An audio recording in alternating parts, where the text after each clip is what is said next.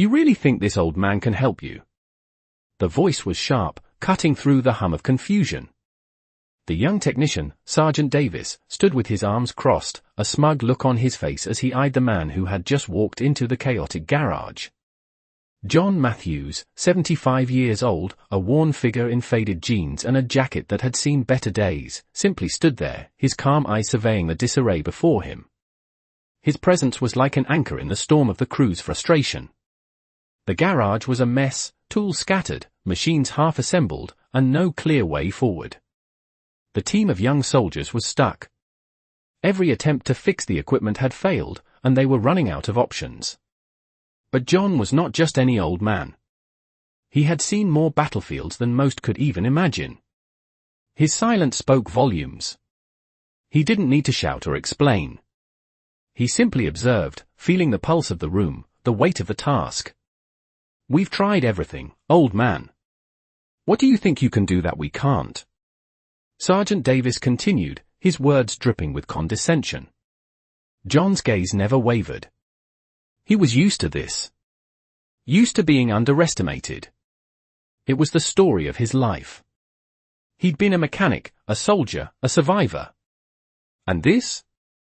This was nothing new. He had fixed worse under far more dangerous conditions. Without saying a word, he walked over to the workbench, his hand steady, despite the years that had worn them down. The young men watched, skeptical. They didn't understand. They couldn't.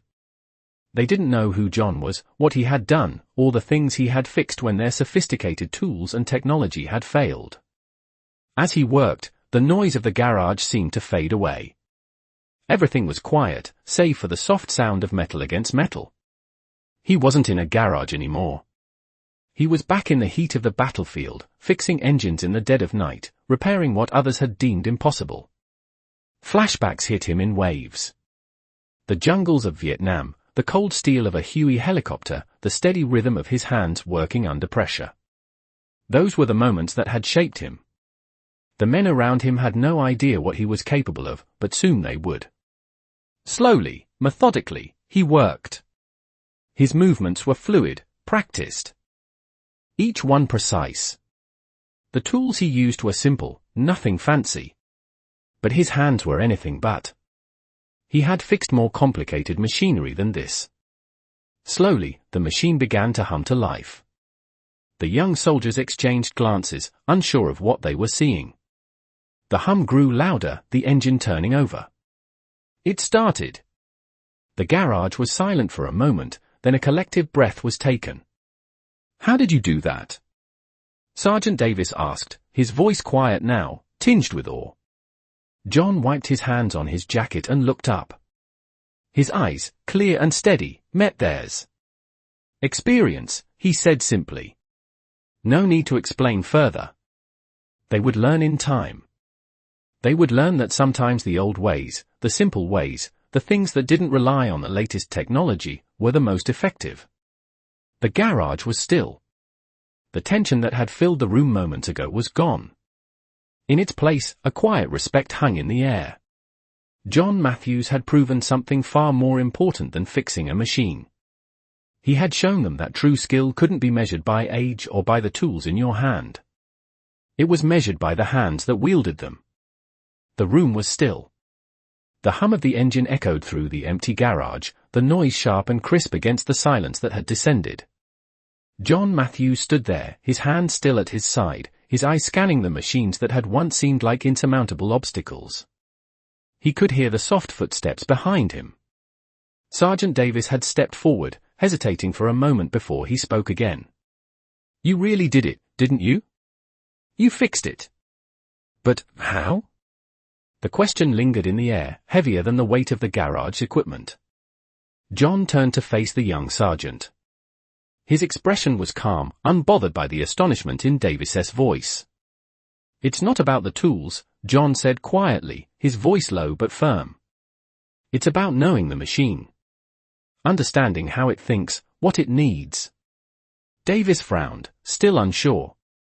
But the others, he paused, clearly trying to find the right words. They all said it was impossible. You can't fix something like that with just the basics. John gave a small, knowing smile, the kind of smile that came from years of experience. Sometimes, it's not about the newest technology. Sometimes, it's about remembering what's been done before, what's worked before. When you've been through enough, you learn to rely on what's inside you, not just what's in front of you. The room was quiet again, the only sound now the slow, steady beat of the engine. The young soldiers exchanged glances, still trying to process what had just happened. They had seen their tools fail, seen their attempts crumble one by one. And now, they were watching a man, older than any of them, a man who had seen things they couldn't even begin to imagine, turn an old garage into something far more. Something alive. You're not just a mechanic, are you? Sergeant Davis asked, his voice barely above a whisper. John's gaze softened. I've done a lot of things in my life. But I'm just a man who knows how to keep things running. That's all. The words hung in the air. For the first time, the young men saw John for what he really was, not just an old man, not just a veteran, but a person who had lived a life of challenges, a life of perseverance. A life where knowledge and skill were earned through experience, not handed out through fancy gadgets or modern methods. Slowly, one by one, the team stepped closer. Their skepticism was gone, replaced by something deeper. Respect. It was a word they hadn't understood until now, but they were starting to. As John continued to work, methodically, without fanfare, they watched him closely, learning not just about machines, but about what it meant to be truly skilled. We need more than just a mechanic, one of the soldiers said, finally breaking the silence. We need someone who can teach us to think like you. John stopped for a moment, turning to face them. He didn't respond immediately. Instead, he looked at each of them, seeing something different in their eyes now. Something that hadn't been there before. If you're ready to listen, he said, I can teach you how to fix more than just machines. But it won't be easy. You have to learn to trust yourself first. The silence that followed was no longer one of doubt or confusion. It was the silence of realization, of understanding. These young soldiers had just witnessed something far more profound than just the repair of a machine. They had witnessed the power of experience, the quiet strength of a man who had fought battles, who had lived a life that had tested him in ways they could never imagine. And in that moment, they understood that the real lesson wasn't in the repair. It was in the man who had taught them how to see things differently. The days that followed were filled with steady progress. John Matthews had taken the young soldiers under his wing, showing them not just how to fix machines, but how to approach challenges with the calm assurance of someone who had been through it all. Each lesson was not just about turning a wrench or checking a reading, it was about seeing the world through the lens of experience. The garage, once a symbol of confusion and frustration, had become their training ground. But it wasn't just about mechanical skills anymore. It was about discipline. About patience. About the way John moved, slow, deliberate, every action measured and purposeful. Sergeant Davis, once skeptical and dismissive, was now the first to volunteer when John needed help. His attitude had changed, and it was clear to everyone that he had started to see John in a new light. What's next, John? Davis asked one afternoon, wiping his hands on a rag. John looked up, his eyes calm but knowing. Next, we learn to fix what's inside. Davis frowned, confused. What do you mean? You've got the tools. You know how to work with your hands. But what about your mind? John asked. What about the way you approach a problem when the solution isn't obvious? The soldiers looked at each other, unsure of what John meant. But it didn't take long for them to realize. John wasn't just teaching them how to repair engines or fix broken equipment. He was teaching them how to think. How to approach obstacles with creativity and resourcefulness. He had them stop looking for the most obvious solution and start considering what might be the simplest, most effective way to solve a problem. It wasn't about having the latest technology. It wasn't about expensive tools. It was about using the knowledge you had and applying it with precision. Every day, they learned something new: how to read the signs a machine was giving them, how to listen to the subtle hum of a motor, how to fix what others would call beyond repair. But more than that, they learned about themselves. They learned that the strength they had been looking for wasn't in the machines they worked with, but in themselves. "You've got everything you need," John said one afternoon, leaning back on a crate, his hands folded behind his head. "All of you. The problem is you haven't learned to trust it yet." It was a simple statement, but it carried weight. And it stuck with them. They began to trust themselves more. They started to make decisions on their own, to rely on their instincts. The garage, once a place of chaos, had become a place of growth. A place where the young soldiers were becoming something more than just mechanics or technicians. They were becoming problem solvers, thinkers, leaders. It was a transformation, and it was all thanks to the quiet, steady hand of the man they had once dismissed. But now, they didn't just respect John Matthews, they revered him. They saw the quiet strength in him that they had once overlooked. They began to understand that experience was worth more than the latest gadget. And as they worked side by side with John, learning to fix not just machines but the way they approached the world, they knew one thing for sure: they would never forget the lessons he had taught them. As the weeks went on, the garage became more than just a place to work. It became a sanctuary for the young soldiers, a space where they could push their limits and learn what it meant to truly rely on themselves. John Matthews, who had once been just another face in the background, had become their guide, their mentor, and most of all, their teacher. The lessons were no longer about just fixing machines. They were about fixing themselves, learning to trust their instincts, and understanding that the real strength came from within. One afternoon, as they gathered around the workbench, John looked at each of them with the same calm, steady gaze that had become so familiar. "Today, we're going to do something different," he said, his voice low but commanding. "We're not fixing anything. We're learning how to lead." The soldiers looked at each other, unsure of what John meant. Leadership? They were just mechanics, right? But John wasn't speaking about the kind of leadership you read about in books or saw in movies. He was speaking about something deeper, something more real. Leadership, he continued, isn't about telling people what to do. It's about showing them. It's about setting an example and being the first to step up when things get tough. The soldiers nodded, but there was still a hint of confusion in their eyes. "You've learned to trust yourself. Now, I'm going to show you how to help others do the same." Over the next few days, John took them through exercises that were as much about leadership as they were about teamwork. They worked together to repair old equipment, but this time, John had them take turns leading the team. Each soldier had to step up, make decisions, and guide the others. At first, it was awkward. The younger soldiers weren't used to taking charge. They hesitated, second-guessed themselves, and looked to John for guidance. But little by little, they began to find their confidence. As the days passed, something shifted. The soldiers started to trust one another more. They began to communicate more effectively, to offer suggestions, and to take the initiative when it was needed. They had learned the importance of trusting themselves, and now they were learning the power of trusting their team. One day, Sergeant Davis, who had once been the most skeptical of them all, stood up after a particularly challenging exercise. "You were right," he said to John, his voice filled with a newfound respect. "It's not about being the best at everything. It's about helping others be the best they can be." John smiled, a small, knowing smile that only came from a man who had seen it all. "Exactly," he said, his voice steady. "Leadership isn't about power. It's about responsibility. The responsibility to guide, to teach, and to make sure that when the time comes, you and your team are ready." The soldiers stood there, in the quiet of the garage, each of them feeling a little stronger, a little more capable. They had learned a lot in the past few weeks. They had learned how to fix machines, how to trust themselves, and how to lead.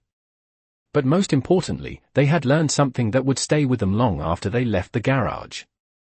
They had learned that real strength doesn't come from the tools you use or the technology at your disposal. It comes from within. It comes from the quiet confidence that, no matter what challenges you face, You have the power to overcome them.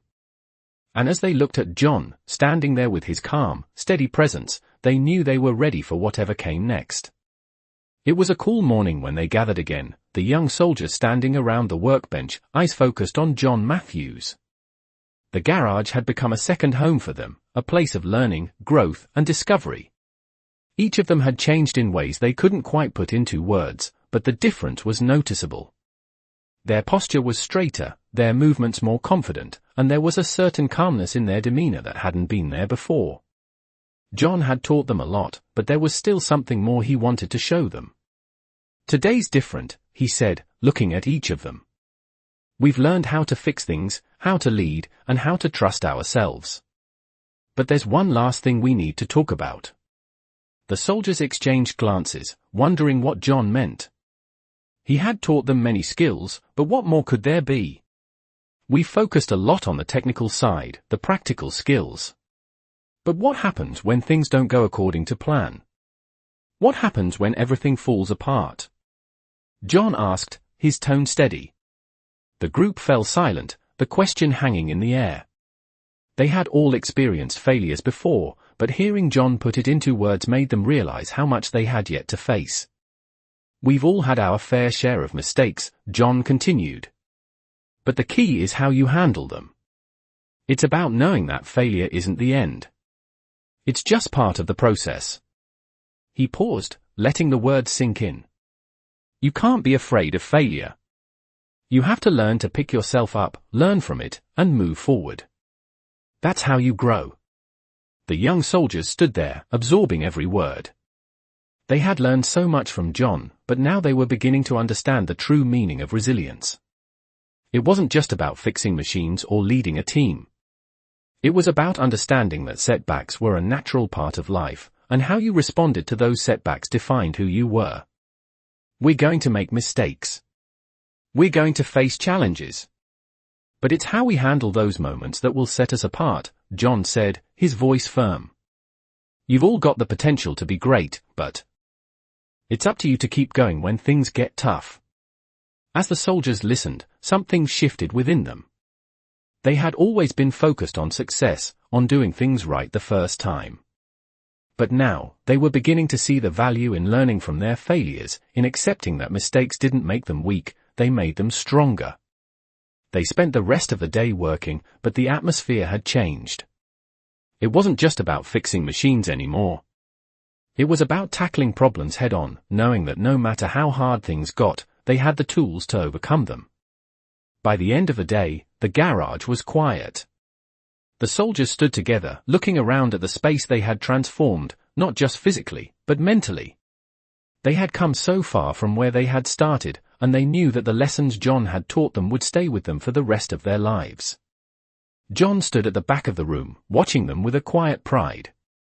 He knew they were ready. Ready to face whatever came next, not just as soldiers, but as individuals who had learned the true meaning of resilience. And as they looked at him, they knew they had learned more than just how to fix things. They had learned how to fix themselves. It was a quiet afternoon when the call came in. John Matthews, still at the garage with the young soldiers, was in the middle of a lesson about the importance of routine maintenance when the phone rang. He didn't even have to look at the screen to know who it was. The general's number was saved in his phone, and it had been years since he'd received a call from him. "John," the voice on the other end said, the tone familiar and respectful. "We need you. It's time." John paused for a moment, the words hanging in the air. He had known this day would come. The general didn't call unless it was important. He could hear the soldiers behind him, but they were still working, their focus not on him but on the task at hand. He had prepared them for this, in his own way.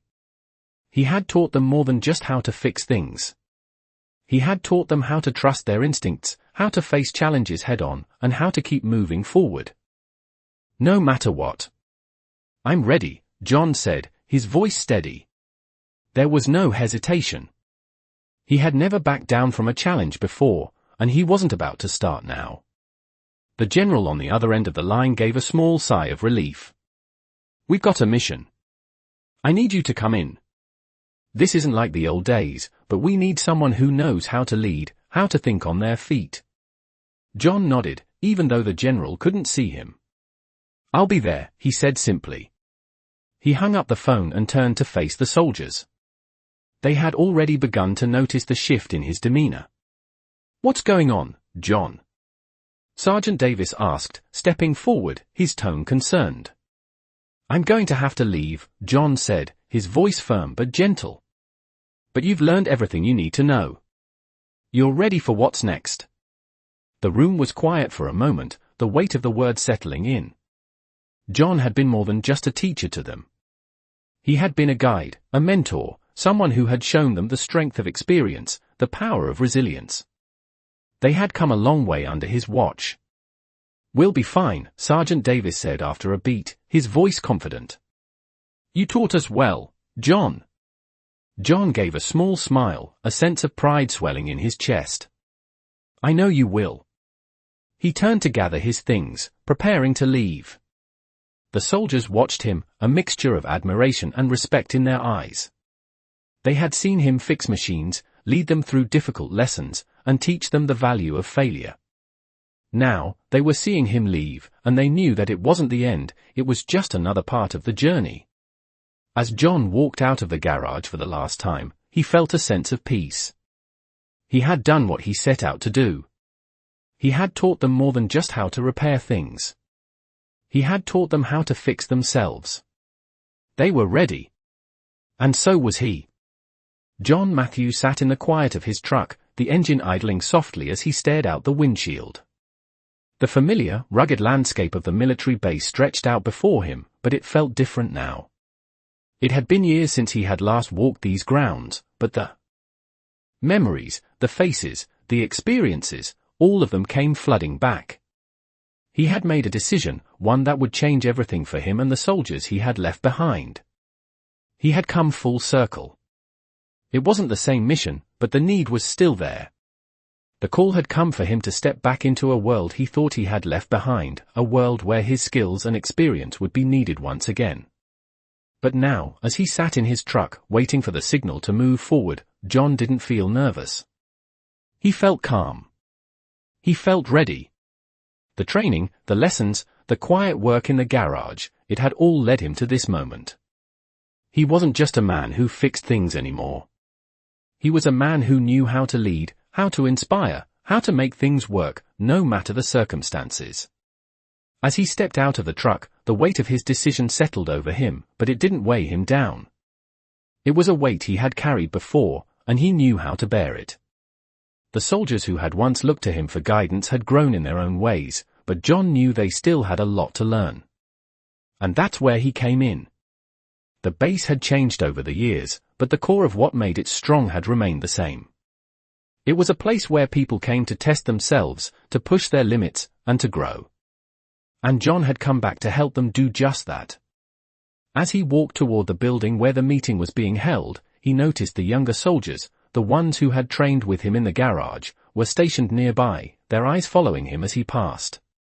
They hadn't seen him in days, and they didn't know what to expect. But John wasn't concerned. He had done his part.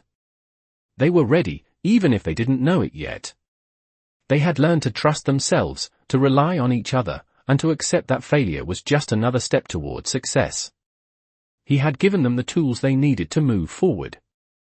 It was time for him to let go and trust that they could handle what came next. The doors of the building opened, and John stepped inside. The room was filled with familiar faces, some old, some new, but they all looked at him with the same respect they always had. The general stood at the front, waiting for him. John, the general said with a nod. It's good to see you again. John nodded back, a small smile crossing his face. It's good to be back, he replied. He had come back to lead, to guide, but more than that, he had come back to show them all that the lessons they had learned together were more than just about fixing machines. They were about fixing themselves. As he stood there in the room, surrounded by the soldiers he had trained, John realized something. He had never really left. The lessons he had taught, the values he had instilled, they had stayed with these soldiers, and they would continue to carry them forward long after he was gone. John wasn't just a mechanic. He wasn't just a soldier. He was a teacher, a mentor, and that would always be his greatest legacy. As John Matthews walked into the meeting room, he felt a familiar sense of calm wash over him. The room was filled with familiar faces, young soldiers who had learned under his guidance, veterans who had respected his experience, and new recruits who were eager to prove themselves. They were all here, waiting for him to take the lead, just as they had done so many times before. The general stood at the front of the room, his eyes meeting John's with a nod of acknowledgement. "John," he said, his voice steady and respectful. "We've got a situation that needs your expertise." John nodded, his expression unchanged. He had expected this. It was why he had come back. The general motioned to a large screen at the front of the room. On it was a map of the area, detailing the location of an upcoming mission. "We need you to help us prepare," the general continued. "We've got a group of soldiers ready, but they need someone who knows how to lead them through this. Someone who can think on their feet when things get complicated." John took a step forward, his eyes scanning the map. The mission didn't look impossible, but it would require careful planning and precise execution. He knew that no matter how well the soldiers were trained, the real test would come when things didn't go as planned. It was then that their true strength would be revealed. He turned to face the soldiers in the room, their eyes full of expectation. They were all ready to follow him, but John knew that this time, it wouldn't just be about him. It would be about them. "We're not just going to follow orders," John said, his voice calm but firm. "We're going to think. We're going to adjust, adapt, and we're going to work together. Every one of you has what it takes to succeed, but you need to trust each other. Trust yourself." The soldiers nodded, a new sense of determination in their eyes. John could see it, he could see the change in them. They weren't just the group of young recruits who had walked into the garage months ago. They were leaders now, ready to take on whatever challenge lay ahead. John's gaze shifted back to the general, who gave a small, approving nod. "You're right," the general said. "We need to work as a team. Let's get to it." As the room came alive with discussion and planning, John stood back for a moment, watching the soldiers. They were no longer just following his lead, they were leading each other, working together, each one taking responsibility for their part in the mission. It was a sight that filled him with pride. They were ready. He had taught them more than just how to fix things. He had taught them how to think, how to lead, and most importantly, how to trust themselves and each other. The mission ahead wouldn't be easy, but for the first time in a long while, John knew that it didn't matter. They had all the tools they needed. They had each other. And that was more than enough. The mission was set. The room had been filled with energy as the team prepared, strategizing their every move. John Matthews stood at the center of it all, not with authority, but with the quiet confidence that only comes from experience. As the soldiers finalized their plans, John took a step back and observed. He had been part of countless operations before, but this one felt different. It wasn't just about the mission, it was about what had led them here, what they had become. The soldiers weren't just following orders now. They had become leaders in their own right. He could see it in the way they worked together, the way they communicated, and the way they trusted each other. When John first met them, they were eager, but untested. Now, they were a team, the real team. And he knew that no matter what came next, they were ready. The time for words had passed. It was time to put everything they had learned into action. The vehicles rumbled to life as the soldiers piled in, their faces set with determination. John watched them go, a sense of pride swelling in his chest. He had done his part. It wasn't just about teaching them how to fix things or lead a team. It was about showing them that they had the strength to face anything that came their way. As he stood there, watching the convoy pull out of the base, John felt the weight of his years. But it wasn't a burden. It was a reminder of everything he had been through, everything he had learned. The mission ahead would test them all. But John knew, deep down, that they would succeed. He had prepared them for this. And now, they would prove it. The hours passed quickly as John watched from the sidelines, his heart full. The soldiers moved through the mission with precision, handling every challenge with the confidence of people who had been trained, not just in their skills, but in themselves. They had learned that leadership wasn't about being in charge, it was about knowing when to lead and when to follow, about making decisions and trusting the people around you. As the mission wrapped up successfully, the soldiers returned, their faces a mix of exhaustion and triumph. They had done it. And John knew, as they walked back into the base, that they had not just completed a mission, they had earned their place as a team, as leaders. He had been a part of their journey, and now, it was time for him to step back. The future was theirs now. And as John Matthews watched them, he couldn't help but smile. They were ready for whatever came next.